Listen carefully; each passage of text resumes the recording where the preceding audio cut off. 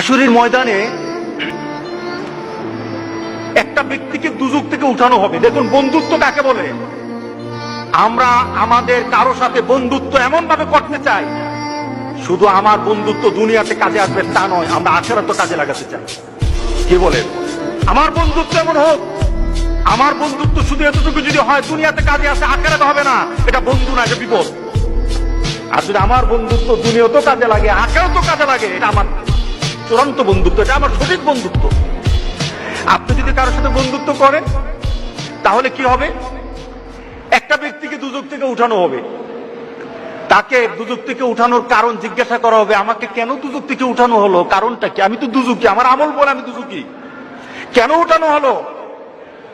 তখন সে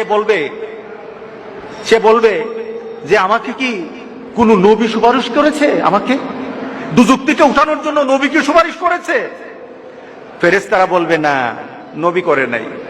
কে করেছে? কোন আল্লাহওয়ালা ব্যক্তি, কোন দিনদার ব্যক্তি, কোন একটা প্রসিদ্ধ আল্লাহর পছন্দের মানুষ কেউ আমার জন্য সুপারিশ করেছে? না, সেও করে নাই। তাহলে কি আমার মা বাবা? না, তোমার মা বাবা না। তোমার পরিবার পরিজন? না, না, তোমার পরিবার পরিজন না। তোমার খুব নিকটের মানুষ? না, না, তোমার নিকটের মানুষ না। তোমার একটা বন্ধু ছিল, তুমি তাকে চিন্তা, তার একটা সম্পর্ক ছিল তোমার সাথে, কিন্তু সে যে চরিত্রের ছিল তুমি সে চরিত্রের ছিল না, কিন্তু সে তোমার মহব্বত করত, সে তোমাকে ভালোবাসতো, তোমার সাথে তার একটা চলাফেরা ছিল। সে জান্নাতে চলে গেছে আর তুমি দুজকে। সে জান্নাতে তোমাকে খুঁজতেছিল, আমার বন্ধু কোথায়, আমার বন্ধু কোথায়, সে খুঁজতেছিল তোমাকে, জান্নাতে তুমি খুঁজে পায় নাই। তখন আল্লাহকে বলেছে, আল্লাহ আমার বন্ধু কোথায়? তোর বন্ধু তো দুজকে, তোর বন্ধু তো দুজকে। তখন আল্লাহর কাছে বলবে, মাবুদ আমি তো বন্ধু ছাড়া থাকতে পারবো না, আল্লাহু আকবার, আমি আমার বন্ধু ছাড়া থাকতে পারবো না, আমার বন্ধুকে আমি চাই, আমি আমার বন্ধুকে চাই। আখিরাতে জান্নাতীরা আল্লাহর কাছে যা দাবি করবে তাই আল্লাহ দিয়ে দিবেন। সুবহানাল্লাহ। তাকে বলবে, আল্লাহর কাছে বলবে, আল্লাহ আমি আমার বন্ধুর চাই, সে তো দুজকে, আমি দুজক বুঝি না, কিছু বুঝি না, আমার বন্ধুর আমি চাই, আমার বন্ধুকে আমি চাই। আল্লাহ বলবে, এই সে তো তার বন্ধুর ছাড়া থাকবে না, সে তো স্থির হয়ে গেছে, আনান আমার জান্নাতীদেরকে আগে খুশি কর, আমার জান্নাতেরই খুশি কর। ওই যে জান্নাতের দুজকি যে পড়ে আছে তারই উঠা, তার সামনে নিয়ে আয়, তার সামনে তাড়াতাড়ি নিয়ে আসবে।